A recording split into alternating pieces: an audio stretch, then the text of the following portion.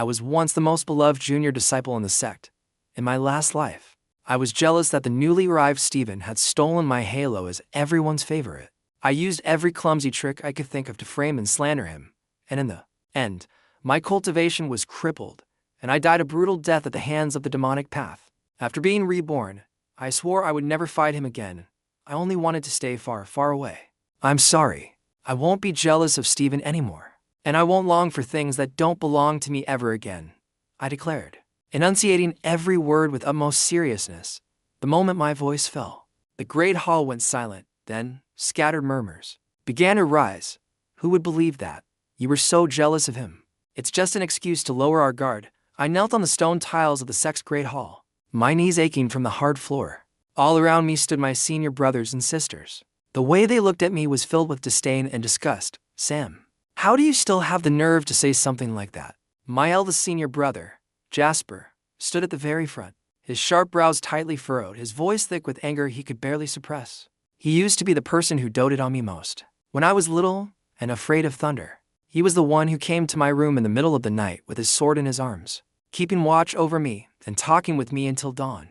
When I could not break through a bottleneck in my cultivation, he was the one who gave me the medicinal pills he had treasured for himself. But now, the way he looked at me was as if he were looking at a pile of filth. You poisoned Stephen, destroyed his magical artifacts, and fabricated rumors about him in front of our elders. Jasper listed my crimes one by one. With each accusation, gasps sounded from the people around us. Every single one of these things happened. Which one of them have we wronged you for? I did not argue. I only lowered my head. I had not forgotten what happened in my last life. Those foolish things were indeed things I had done. But so what? I had already paid the price for them when my cultivation was crippled. They had worn these exact same expressions, cold, disgusted, condescending, as though they had never given me even the slightest bit of affection. But originally, I had been the sect's most beloved junior disciple when I was young. I was the youngest disciple in the sect, born fair and adorable like carved jade. I also possessed a natural furnace constitution. My spiritual energy so abundant it was like a living spring. The sect master said my future was limitless. My martial uncles all fought to take me as their disciple, and my senior brothers and sisters treated me like the apple of their eye. Back then, if I so much as fell down, a whole crowd would gather round me, coaxing and comforting me with aching hearts. When I slacked off in practice, someone would cover for me in front of master. If I craved something to eat, the next day, someone would bring it back for me from the market at the foot of the mountain. I had always grown up held in the palm of everyone's hand. That was why, when Stephen appeared, I became so uneasy. He arrived without warning. On an ordinary day for accepting new disciples, the sect master led a young man into the great hall. He said Stephen was extraordinarily gifted, and from that day onward, he would be my junior brother. At the time, I did not notice anything wrong. But very soon, I realized everything was changing. Stephen was very handsome, but not in the soft, lovable way I was. His beauty was cold and sharp, the kind that made it impossible to look away. He did not speak much. He was distant with people, and his gaze was always calm and faint, as though separated from the world by a thin layer of mist. Yet the more he was like that, the more people wanted to draw close to him. At some point, my senior sisters stopped circling around me. They began discussing what Stephen had said that day, what he had worn, and who he had glanced at. My senior brothers also stopped making me the center of everything. They praised Stephen's exquisite swordsmanship and his cultivation, which advanced by leaps and bounds. They said he would surely become someone great in the future. Even master changed. Before, he only ever praised me. Now, every time he opened his mouth, it was Stephen this and Stephen that. I sat in the corner, watching as all the gazes that once belonged to me shifted little by little onto him. My heart felt hollow, as though someone had dug a piece out of it. I could not help but start doing foolish things. At first, I only secretly swapped Stephen's teacup for one with a chipped rim, or deliberately interrupted him with loud, irrelevant remarks whenever he spoke about the way of the sword, until one day, I heard that master intended to pass the sect's greatest treasure, the king's sword, to him. I had waited 3 years for that sword. I broke down. I poisoned Stephen's tea. It was not a fatal poison. It would only make his stomach ache, give him diarrhea, and temporarily prevent him from using his sword. I wanted him to embarrass himself in front of master. I wanted master to think that he was nothing special after all. But my methods were far too clumsy. The poison was discovered before it ever reached his lips. Everyone gathered around him, asking after him with concern. while I stood outside the crowd and received a single look from those cold eyes of his. There was no extra emotion in that glance. After that, I went mad. I destroyed his magical artifacts, fabricated slander about him in front of the elders, and even deliberately gave him the wrong map when he went out for training, hoping to make him suffer a little. Every single thing I did was exposed, and every single time, I became a little more wretched. I went from being a slightly willful little junior brother to a despicable villain, who was maliciously jealous of his junior brother. That was my last life. Later, I drugged him and used my own innocence to force him to be with me. I thought that if I did that, I could take back at least a little of what I had lost. But while Stephen was away on a training journey, the sect crippled my cultivation under the charge of harming a fellow disciple, and expelled me from the mountain gate. Afterward, I was captured by people from the demonic path. They coveted my furnace constitution and tortured me for 7 days and 7 nights before finally killing me. When I died, the only thought in my mind was, if I could do it all over again, I would never fight for anything again. I did not want the halo of being loved by everyone. I did not want those gazes. I did not want anyone's affection. I only wanted to live. I really won't do those things again. I lifted my head and looked firmly at Jasper. Eldest senior brother, it doesn't matter if you don't believe me. I'll prove it with my actions. Jasper looked at me, his brows still drawn. Together, behind him, my second senior sister, Linda, let out a cold snort. Sam, you've said things like this too many times already. Every time you say you'll change, and every time you're caught red-handed again.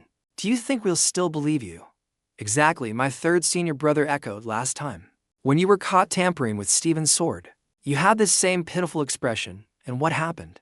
You turned around and poisoned him. I did not defend myself. A faint sound of footsteps came from outside the hall. Everyone fell silent unconsciously, their gazes turning toward the entrance in unison. Stephen walked in. He wore a moon-white robe, his black hair fastened with a jade hairpin. His face was clear and handsome as jade, and there was no unnecessary emotion in his brows or eyes. Stephen stopped beside me and lowered his eyes to look at me. What are you talking about? Linda rushed to answer. Sam was just swearing that he won't target you again. Isn't that hilarious? Exactly. Who would be stupid enough to believe such a clumsy lie? My third senior brother added. Stephen's gaze was still on me, lingering there for a few moments longer. I had not expected him to speak up for me anyway. I stood up from the ground, my knees already numb from kneeling, lightly patting the dust from my clothes. I bowed. I've said everything I needed to say. Whether you believe me or not is up to you. I'll go back first, Sam, Jasper called after me from behind. I did not turn back. After that day, I began deliberately keeping my distance from Stephen. In the past, I liked squeezing into crowds. Wherever there were people, I would go. Now, I only chose places where no one was. When I practiced swordsmanship, I went to the back mountain. During lessons, I sat in the very last corner of the room. Anywhere Stephen was, I would never go. When he participated in the sect competition, I went to the back mountain to feed the fish. When he was surrounded by senior sisters as they went down the mountain to buy supplies, I stayed in my room and copied scriptures. I thought I had done a very good job of avoiding suspicion, but no one believed me. What an act. In the dining hall, Linda deliberately raised her voice while chatting with the other senior sisters. Sam has been putting on quite a convincing show lately. I'd like to see how long he can keep it up. Exactly, a dog can't change its habit of eating filth. I sat in the corner with my bowl, drinking my porridge one mouthful at a time without saying a word. Not long after, the sect organized an expedition into a secret realm. It was a large-scale training experience held once every year, and all disciples were required to participate. Demonic beasts roamed everywhere in the secret realm. Opportunity and danger existed side by side. So disciples usually entered in teams. In my last life, because my reputation was too awful, no one had been willing to team up with me. In this life, things had not improved. Sam, no way, I'm afraid he'll stab me in the back. He looks obedient, but it's all an act. He's actually vicious to the core. Exactly, stupid, useless, and nothing but trouble. I stood before the team assignment board, watching as my fellow disciples gathered in 2s and 3s before walking away. Without even looking back, I could not describe what I felt. It was not that I was not sad. I had experienced the feeling of being rejected by everyone in my last life. Experiencing it again in this life still hurt, but I did not want to force anyone either.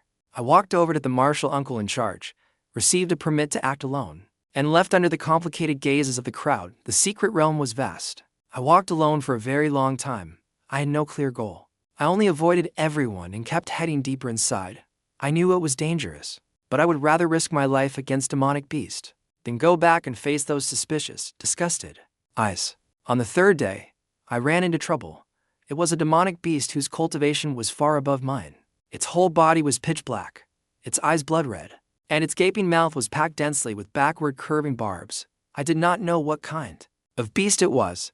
I only knew that its aura pressed down on me until I could hardly breathe. I used every ounce of strength I had to keep circling around it, but I was no match for it at all. When I was forced into a corner, I thought, am I going to die so carelessly again in this life? Suddenly, a beam of sword light descended from the sky, sharp and carrying a bone-chilling cold. It struck straight down onto the demonic beast. The beast let out a shrill scream and staggered back several steps. I lifted my head.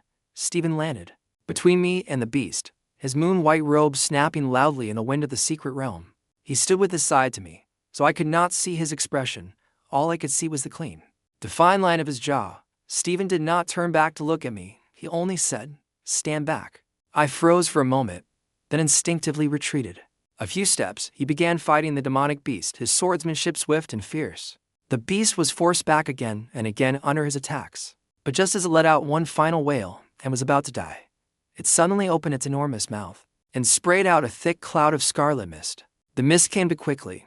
I had no time to hold my breath. Stephen did not have time either. The instant the mist entered my nose, a scorching flame suddenly burst to life inside my body. My limbs and bones felt as though they had been thrown into boiling magma. Every inch of my skin was clamoring with some unspeakable desire, an aphrodisiac poison. My consciousness blurred in the heat, leaving only one thought surging through me again and again.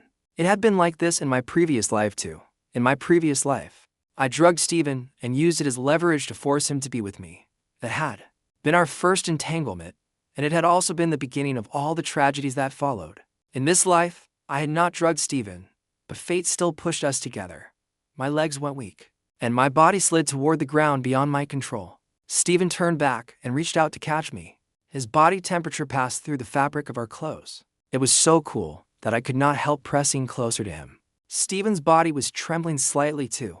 The aphrodisiac poison affected him as well. I lifted my tear-blurred eyes to look at him.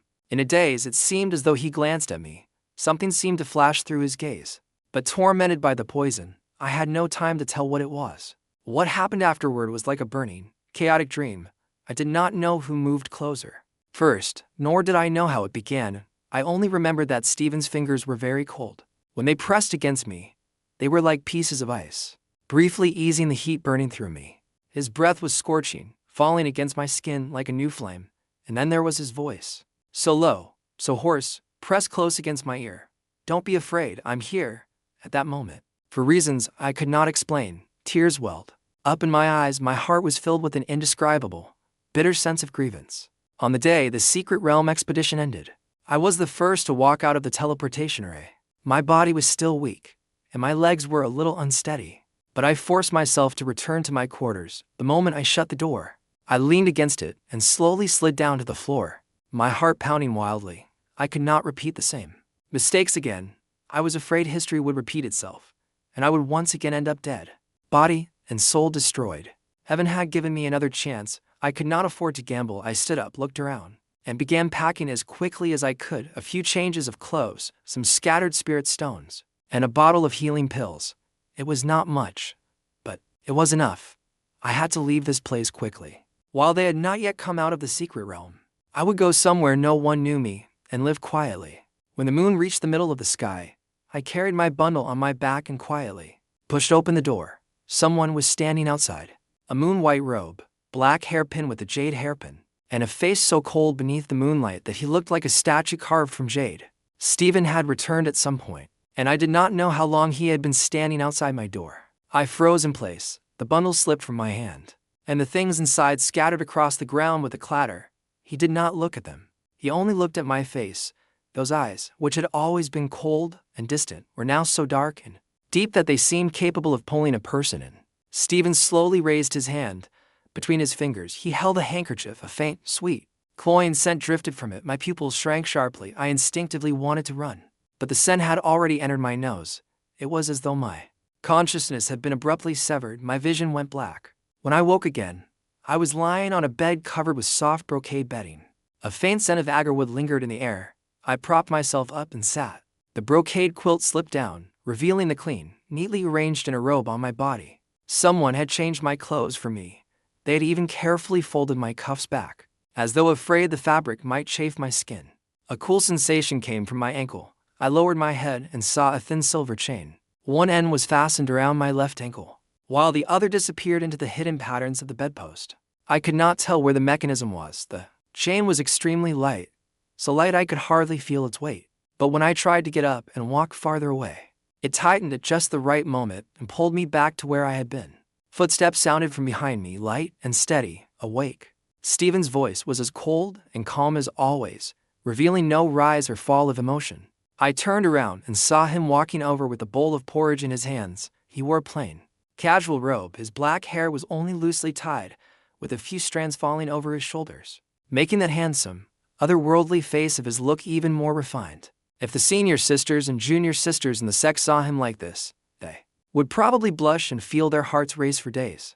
But at that moment, I only felt baffled. "Stephen, where is this? A secret chamber?" He answered calmly, sat down by the bed, scooped up a spoonful of porridge, blew on it, and brought it to my lips. "Eat something first." I did not open my mouth. I only stared at him. "Why did you lock me up?" Stephen did not withdraw the hand holding the spoon, nor did he urge me. He simply held it there and waited for a few moments. Then he gently placed the spoon back into the bowl, making a faint clink of porcelain. "Why did you want to run?" he asked in return. His tone did not sound like an interrogation. It sounded more like confusion. I opened my mouth, but for a moment, I did not know where to begin. Was I supposed to tell him that I had been reborn? Tell him how miserable he had made me in my previous life? Tell him that I was afraid history would repeat itself? He would only think I had gone mad. Is it because of what happened in the secret realm? Before I could answer, Stephen asked the question first. "It's not because of that. What happened between us in the secret realm?" I chose my words carefully. "It was just an accident, just forget it." Stephen's expression did not change, but his fingers tightened slightly, his knuckles turning faintly pale. "I ruined your innocence." His voice was lower than before. "I should take responsibility for you." "There's no need." My voice suddenly rose, startling even myself. All the grievance and fear that had been building up inside me seemed to have found an outlet. They churned in my throat, nearly spilling out. "I don't care about that at all. Let's just pretend that incident never happened. I'll forget it, and you should too." "Impossible." Stephen cut me off. I froze, staring at his cold, clear face as a crack finally appeared in it. His brows furrowed slightly, and something churned in the depths of his eyes. "Sam," Stephen said, his voice carrying a slight hoarseness. "You're always like this." "Like what?" "You provoke me, and then you want to run." My heart gave a sudden, violent jump. "Eat first." Stephen scooped up another spoonful of porridge and brought it to my lips again. I looked at the spoonful of porridge, then at his face in the end. I opened my mouth and swallowed it. The porridge had been cooked until it was thick and creamy, the grains of rice already soft and tender, carrying a faint sweetness as though honey had been added. The temperature was just right, neither too hot nor too cold. "Is it good?" I turned my face away, not wanting to pay him any attention. So he scooped up another spoonful and waited patiently. That day, I ate an entire bowl of porridge and was then made to eat a whole plate of osmanthus cakes. I had no idea when Stephen had learned to make pastries. That plate of osmanthus cakes was soft, fragrant, and sweet, even better than the ones from the long-established shop at the foot of the mountain. I never expected that in this life after I had already let go. The one who refused to give up would be Stephen instead. He refused to let me leave, and so I was imprisoned in the secret chamber by him. Though calling it imprisonment was not quite right. It was more like being carefully kept and pampered. The secret chamber was not large, but it was elegantly furnished. Tables, chairs, a bed, and cabinets were all there, and in the corner, there was even a pot of orchids I liked. My 3 meals a day were never repeated. Today it was 8 treasure duck, tomorrow steamed sea bass, and the day after that, lotus seed soup that had been stewed for 3 or 4 hours. At some point, new clothes had been added to the wardrobe, spring robes, summer garments, autumn clothes, winter coats. Everything was complete, and each piece felt like the finest material. Even my sleeping robes came in several sets, and every single one fit so perfectly it was as though they had been tailored according to my measurements. When I asked him when he had measured me, he said nothing. Only the tips of his ears turned faintly red as he turned away and pretended to tidy the bookshelf. I even gradually grew used to this life of being spoiled useless. Stephen somehow obtained an ancient zither and played a song every afternoon. The notes were clear and bright, like spring water flowing over jade. I did not understand music very well, I only thought it sounded beautiful, and as I listened, I would become drowsy. Whenever I woke, I would always find myself lying in Stephen's arms while he stared at my face in a daze. I could not help asking him, "Don't you need to cultivate? Don't you need to handle sect affairs? You come here every day. Won't people become suspicious?" Hearing that, he only said calmly, "I know what I'm doing." I could not describe what I felt. About a month passed, or perhaps 2 months. There was no sunrise or sunset in the hidden chamber, so I could no longer tell how time was passing. Then one day, I suddenly realized that my face had become a little rounder, and my wrists seemed a little thicker too. This realization nearly made me collapse. Although I, Sam, had met a miserable end in my previous life, at least when I died, I had still been slender and beautiful, the publicly acknowledged beauty of the sect. But in this life, I was locked inside a hidden chamber and raised like a pig if word got out. What would people say? "Stephen," I finally could not help saying one day when he brought dinner in, "I won't run anymore." He was arranging the dishes on the table. Hearing this, his movements paused. "I'm serious. I won't run anymore," I repeated. "Can you? Let me go outside for some air. It's too stuffy in here. I'm going to get sick from being shut in." Stephen glanced at me. "You promise? You won't run?" "I promise." I raised 3 fingers. Sam, swear to the heavens that I will never run away again." He was silent for a very long time. "It's not that I don't believe you," he said softly. "There are people looking for you outside." I froze. "Who, Jasper?" Stephen lowered his eyes and ladled a bowl of soup for me. "Linda, and the elders. Everyone is looking for you." Everyone was looking for me. That sentence sounded truly ridiculous. In my last life, when my cultivation was crippled and I was expelled from the mountain gate, not a single person came looking for me. I knelt outside the mountain gate for 3 days and 3 nights, until my knees were torn open, and no one opened the door. When I died at the hands of the demonic path, probably no one even remembered to collect my body. And now, they had finally remembered me. I picked up the bowl of soup and drank it in small sips. It was fish soup, so delicious it was almost enough to make one's brows fall off. It had been stewed until it was thick and milky white, with a few bright green pieces of scallion floating on top. "I don't want them to see me." I set down the bowl, my tone indifferent. Stephen looked at me and said nothing. The next day, I understood what Stephen meant. He turned me into a bird, a plump, round, fluffy little white bird. I perched on Stephen's shoulder, feeling that strange and wondrous change in my body, so angry that I wanted to peck his ear. But the moment I opened my beak, what came out was not an angry roar, but a soft, tiny chirp. Stephen lowered his head and glanced at me. The corner of his mouth seemed to move slightly. He said nothing and pushed open the stone door. This was my first time leaving the hidden chamber. Sunlight poured in from every direction, so bright that it made me narrow my eyes. The wind carried the fresh scent of grass and trees, the dampness of flowing streams, and the sweetness of unknown wildflowers in the distance. Perched on Stephen's shoulder, warmed by the sunlight, I actually felt a faint reluctance to leave. "Boss Sam, get a hold of yourself. You've been locked up so long you've gone stupid." Stephen carried me a long way. We passed through a bamboo forest, walked by a stream, and circled around a hillside covered in wildflowers. I perched on his shoulder and watched the scenery the entire way. The sky was so blue, the clouds so white, and the wind so gentle. That feeling of freedom had been absent for so long that my nose began to sting. Stephen walked into the main hall. There were many people inside.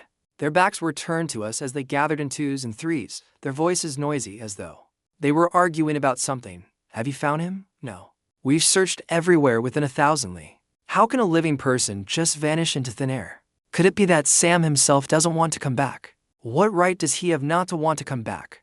This is his home." Stephen stopped behind a pillar, withdrew his aura, and stood there quietly. I stood on his shoulder, looking down at those people from above.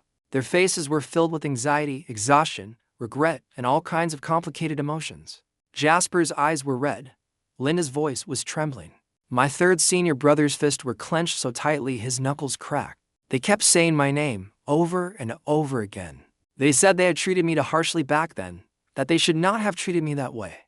They said that although Sam had made mistakes, his crimes had not deserved such treatment. They said they were my senior brothers and sisters, and they should have guided me instead of blindly blaming me. They said that if Sam came back, they would never treat me like that again. They would make it up to me properly. I crouched on Stephen's shoulder, motionless, watching them as though I were watching a play that had nothing to do with me. My heart was very calm. I tilted my head and gently pecked Steven's earlobe with my beak. He turned his head to look at me. Chirp, I said. He understood, turned around, and left the great hall. No one noticed us. After we returned to the hidden chamber, Steven turned me back into human form. What are you thinking? He asked. I pulled the quilt over myself and buried my face in the soft satin. Nothing, my muffled voice came from beneath the quilt. They're irrelevant to me now. They can't affect my emotions anymore. The quilt carried the scent of pine wood from Steven's body. Then what about me? Steven suddenly asked. What am I to you? I lifted my head and looked toward Steven. His lashes were lowered slightly, casting a fan-shaped shadow beneath his eyes. The light from the ever-burning lamp fell across the side of his face, softening his features. Even that eternally cold expression of his seemed to gain a trace of indescribable gentleness. Steven, I called his name. Steven raised his eyes to look at me. Do you like me? The air was silent for a very long time. The flame of the ever-burning lamp flickered, and the shadows on the wall swayed with it. I remembered that in my last life, I had once asked him the same question back then. We had been lying naked on the same bed. I asked him whether he liked me.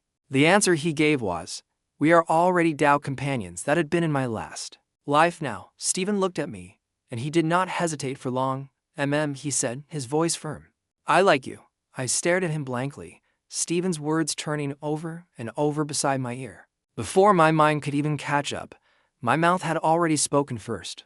Then can you transfer my furnace constitution away from me? If you can do that, I'll agree to become Tao companions with you. This was the last wall around my heart. My furnace constitution was the root of every disaster. It made everyone covet me. And it meant I could never truly become strong if the shackle could be removed. Then there would be nothing left for me to fear. Steven looked at me, a subtle change passing through his eyes. All right. From the day Steven said he would help me transfer my furnace constitution, he changed. He no longer stayed in the secret chamber all the time. No longer watched me every moment without leaving my side. He began going out frequently. Sometimes he would be gone for 3 to 5 days at a time, and when he returned, his robes carried unfamiliar scents. He went to many places, but he never told me where. He would only return to the secret chamber late at night, carrying an exhaustion all over him, and hold me tightly in his arms. When I asked him what he had found, he shook his head and said he was still searching. Days like that passed for more than half a year. One day, Steven suddenly unlocked the spiritual chain around my ankle and said to me, you can go out now. I froze where I stood, almost thinking I had misheard him. Go out, I repeated. He stood by the window with his back to me, his voice betraying no emotion. I found some clues. And I have to go somewhere very far away.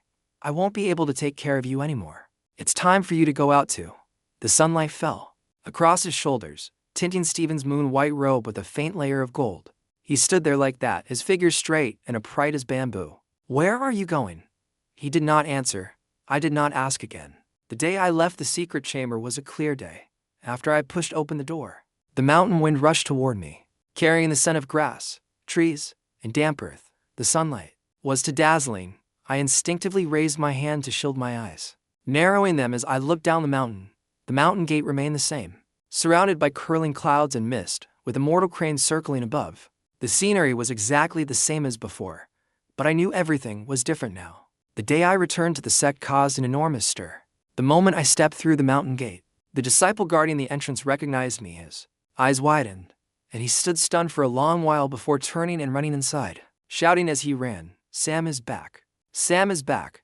The news spread quickly before I even reached the main hall. The road ahead was already crowded with people. They stood on both sides of the path and watched me, their eyes filled with all kinds of emotions. Jasper, my eldest senior brother, was the first to rush out. He stood on the steps, watching me walk up one step at a time.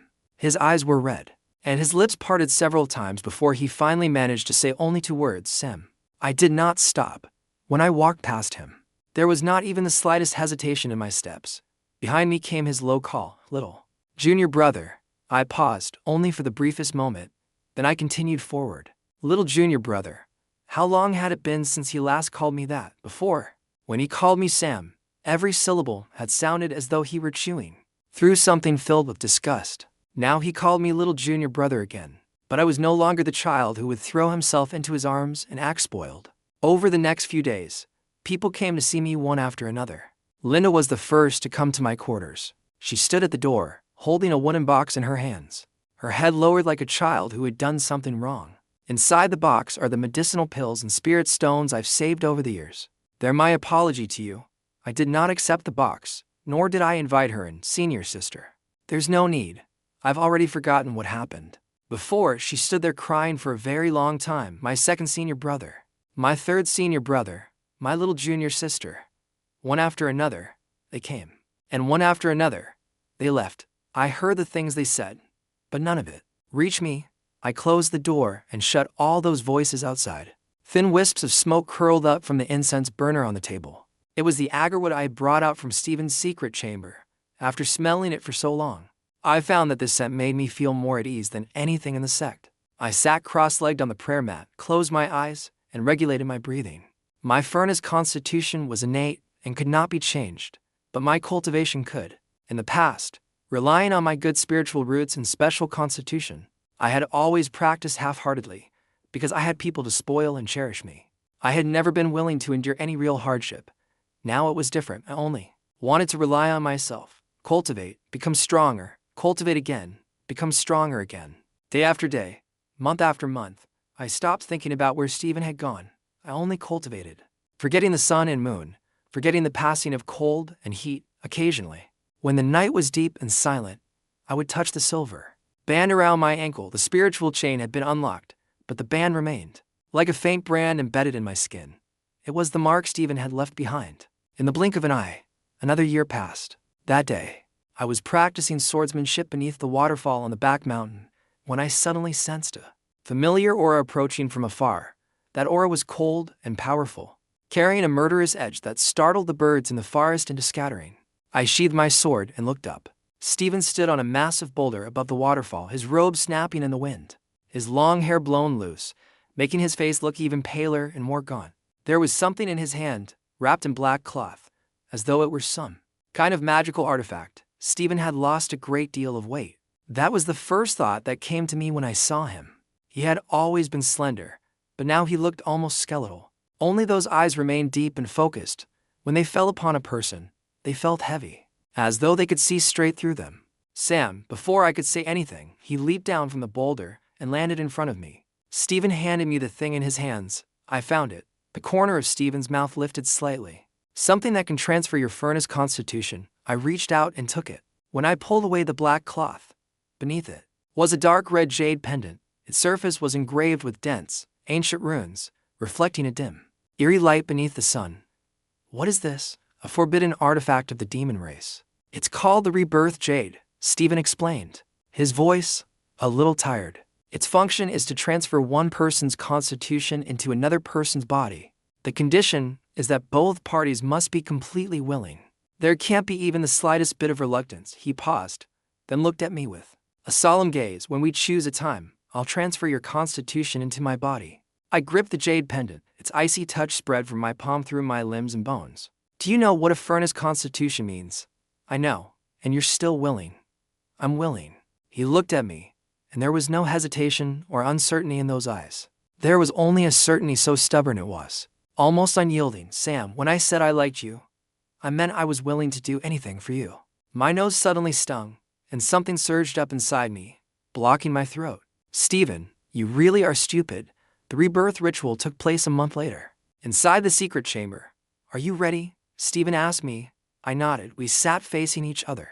The rebirth jade floated between us, its dark red light illuminating both our faces in shifting patches of brightness and shadow. Ancient runes rose from the surface of the jade pendant, sinking one by one into our skin. The sensation was not pleasant. It felt as though something were being drawn out from the depths of my marrow, while something else was being poured in. My spiritual energy rampaged through my body. My cultivation retreated like the tide, then surged back again, over and over. Each time was more violent than the last. Stephen's face grew paler and paler. Beads of sweat rolled from his temples, slid down his cheeks, and dripped onto the front of his robe, which was already soaked through. His lips were pressed tightly together. Occasionally, a suppressed groan escaped him, but he never once called for it to stop. I watched with my own eyes as the curse that had originally belonged to me transferred little by little onto his body. When everything was over, The rebirthed jade shattered into powder. Stephen looked as though he had been completely hollowed out. His eyes were dull, and his entire body was trembling. It's done. I supported Stephen, and only then realized that his whole body was drenched. His robe clung to his skin, revealing the sharp, bony lines beneath his broad shoulders. Seemed unable to bear much weight at that moment, his entire body leaned against mine. Light as an autumn leaf. Stephen, does it hurt? He was silent for a few moments, then buried his face in the hollow of my neck a little. But it's all right. I used my sleeve to wipe the cold sweat from his forehead. He lifted his head slightly and looked at me with those eyes that had been unfocused for so long. A faint, shallow smile tugged at the corner of his mouth. From now on, you'll be able to cultivate properly. I pressed his head back onto my shoulder, not letting him see my reddened eyes. Stop talking, and sure enough, he said nothing more. Only his hands remained tightly clenched around my sleeve. After that, my cultivation advanced by leaps and bounds. It was like a bird that had been bound hand and foot for many years, finally breaking free of its restraints with one spread of its wings. It could soar straight into the clouds. The bottlenecks I had once been unable to break through no matter what I did were now overcome one after another. My cultivation rose steadily, so quickly that even the sect master was astonished. Stephen's body, however, was no longer as strong as before. The backlash from the furnace constitution was worse than expected. From time to time, Stephen would cough. When he did, his whole body trembled, and his face turned as white as paper. It would take him a long while to recover, but he never let me see any of it. Every time I went to find him, he always appeared calm and untroubled. After Master stepped down to enter seclusion for cultivation, I successfully passed the sect master's trial and officially inherited the position of sect master. On the day of the succession ceremony, guests gathered in great numbers, and 100 birds came to pay homage. Wearing the sect master's ceremonial robes, I stood at the highest point, looking down over the mountain gate wreathed in clouds and mist, and over the disciples kneeling in reverence below. Those who had once mocked me, betrayed me, and abandoned me were now kneeling below, respectfully calling me sect master. I did not feel anything particularly special. After the ceremony ended, I returned to my residence. When I pushed open the door, I saw Stephen sitting beneath the old locust tree in the courtyard. He wore a long green robe, his hair tied carelessly, and in his hand was a bamboo scroll that he was reading with absorbed attention. The sunset fell across the side of his face, tinting his pale complexion with a layer of warmth. He looked much gentler than before, and still just as beautiful. Congratulations, sect master. He lifted his head and smiled faintly at me. That smile was light, just the same as before. I walked over and sat down beside him. The locust leaves were dense and overlapping, filtering the sunlight into scattered patches that fell across us in the quiet courtyard. There was only the soft rustle of wind passing through the treetops. Stephen, what is it? Stephen tilted his head to look at me. Let's choose an auspicious day and hold our Tao companion ceremony. I took his hand and said it with solemn seriousness. All right. Stephen hurriedly lowered his head, but I still caught the glimmer of tears in his eyes. However, I did not expose him. On the day of our bonding ceremony, the peach blossoms before the mountain gate were in full bloom. Dressed in the robes of the sect leader, I stood at the top of the long stone steps and watched Stephen walk toward me. He was still thin, his face still pale, but when his eyes met mine, they were as quiet and devoted as ever. I reached for his hand, and in that moment, I finally understood. In this life, what I had longed for was never everyone's love or attention. I had only wanted one person to choose me firmly, completely, and without regret. I looked at him and whispered, Stephen, this time, I won't run away. He lowered his eyes to me, a gentle smile softening his face, and I will never let you go again. The spring breeze passed over the mountain, carrying away all the pain of the past. From that day on, I was the sect leader, and Stephen was the only person I would ever call my beloved.